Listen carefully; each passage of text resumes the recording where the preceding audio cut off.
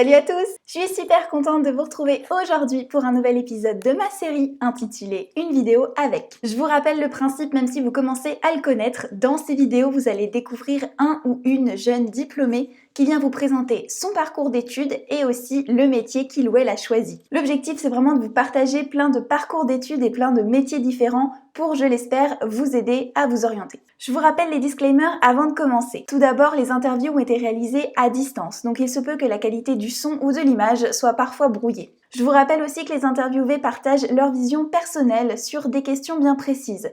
Si vous souhaitez approfondir les sujets abordés dans cette vidéo, n'hésitez pas à recueillir d'autres témoignages pour compléter. C'est parti! Aujourd'hui, c'est Camille qui va vous présenter son métier. Elle a 29 ans et elle est coach sportive en Seine-et-Marne. Pour commencer, est-ce que tu peux te présenter? Je m'appelle Camille Duchossois, j'ai bientôt 30 ans et je suis coach sportif à domicile. Pour qu'on en apprenne un petit peu plus sur toi et sur ton parcours, est-ce que tu peux nous présenter les études que tu as faites, donc depuis le bac jusqu'à l'obtention de ton diplôme? Les études me passionnaient pas franchement, sauf que, il fallait vraiment que j'aille jusqu'au bac et du coup, on a trouvé un sport-études qui me permettait de rester dans le système scolaire classique national, mais d'avoir une quantité de sport à côté qui était importante. Donc en fait, j'ai fait ma seconde et ma première S en sport-études, en internat, en Bretagne et j'avais à l'époque à peu près 15 heures de sport de tennis par semaine. Le fait est qu'à un moment donné, le sport a pris un peu plus de place que les études et j'ai redoublé ma première. Donc je suis passée de S à ES et là, je suis revenue chez mes parents et en parallèle de ça, je me suis formée en tant que prof de tennis. Donc j'ai fait ce qu'on appelle un CQP, assistant moniteur tennis, qui me permettait d'enseigner aux jeunes. Après mon bac, j'ai décidé de partir en licence STAPS. Moi, j'ai décidé d'aller jusqu'à bac+3. Qu'est-ce qui t'a donné envie finalement de faire ce parcours? J'ai toujours été sportive. Depuis mes 4 ans, j'ai toujours joué au tennis. J'avais le tennis et la danse. Donc en fait, ça a vraiment été une grosse partie de ma vie, le sport. Après ton bac, est-ce qu'il y avait des prérequis d'entrée? Est-ce que tu as dû passer un concours ou est-ce que c'était sur dossier? Comment ça s'est passé? Alors pour rentrer à la fac, c'est sur dossier, il faut avoir le bac et il n'y a pas de concours. Pour le parcours que tu as choisi, quelles sont les spécialisations que tu pouvais choisir et du coup laquelle as-tu choisi? À mon époque, c'était entraînement sportif, éducation motricité, APA ou management sportif. C'était les 4 grandes licences qui existaient. Moi, je savais en rentrant en licence que je voulais aller jusqu'à la licence entraînement sportif. C'était pour ceux qui voulaient être coach, être préparateur physique, être vraiment beaucoup plus sur le terrain dans le milieu sportif. Est-ce que pendant ton parcours, tu as eu à faire des stages et si oui, lesquels? Je me rappelle d'avoir fait un stage dans la Ligue des Yvelines de tennis en tant qu'entraîneur au départ. Donc j'ai pu suivre les étudiants qui étaient en sport-études. Donc en fait, j'ai fait un premier stage avec l'entraîneur pour vraiment suivre un peu le quotidien et les entraînements des joueurs. Et j'ai fait un deuxième stage après avec le préparateur physique, où là, c'était beaucoup plus spécifique et quelle est leur programmation, voilà, comment est-ce qu'ils découpent une année sportive et comment est-ce que le préparateur physique adapte la préparation physique des joueurs par rapport aux compétitions, par rapport aux différentes saisons, aux différentes surfaces. Enfin, voilà, après, ça, c'est très spécifique au tennis. Et du coup, après ton diplôme, quel métier as-tu choisi d'exercer? Je me suis relancée à mi-temps en tant que prof de tennis. J'étais à la fois entraîneur et responsable de la préparation physique des équipes jeunes. Donc, j'ai trouvé un club qui était le club de Meaux. Et à côté, je me suis fait embaucher en salle de sport pour devenir coach.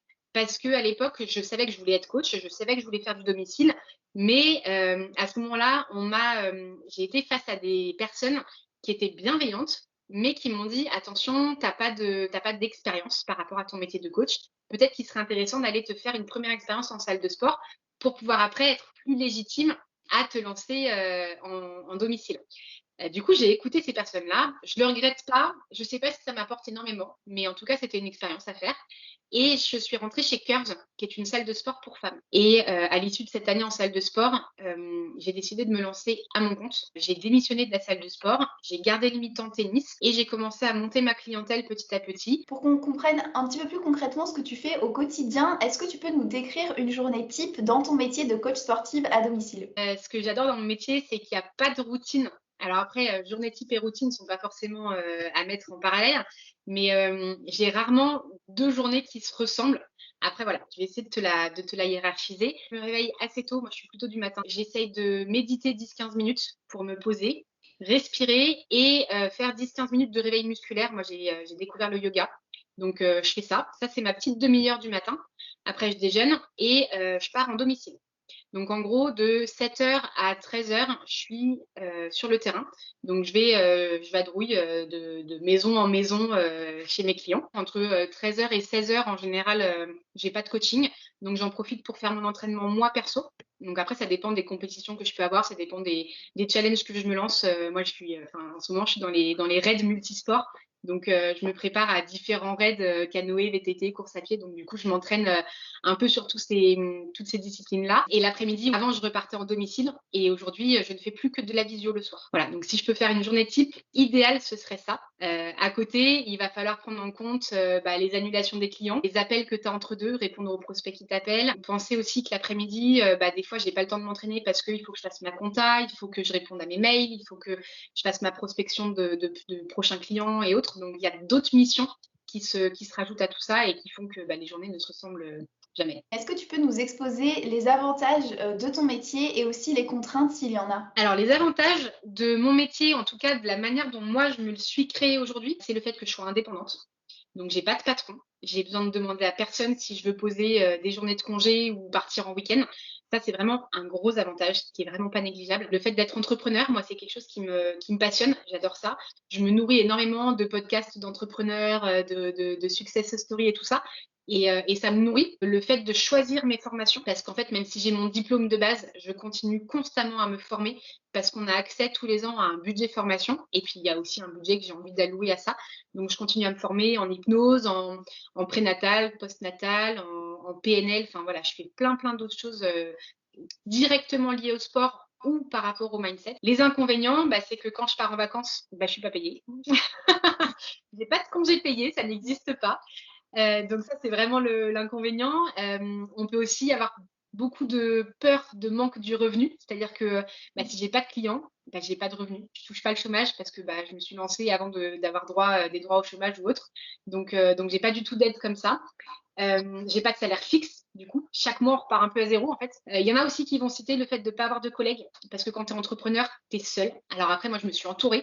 Ça, c'est aussi ma force. C'est-à-dire que j'ai été chercher mes collègues, entre guillemets, ailleurs. Donc, mes collègues, ça va être d'autres chefs d'entreprise qui vont m'aider et qui vont me soutenir dans les aléas de l'entrepreneuriat. Et après, c'est aussi la gestion du temps, vie pro, vie perso. Parce que je t'ai fait ma journée type, mais en fait, c'est vraiment l'idéal. Sur le terrain, ça se passe pas réellement comme ça. En fait, on est tout le temps en train de jongler entre la vie pro et la vie perso.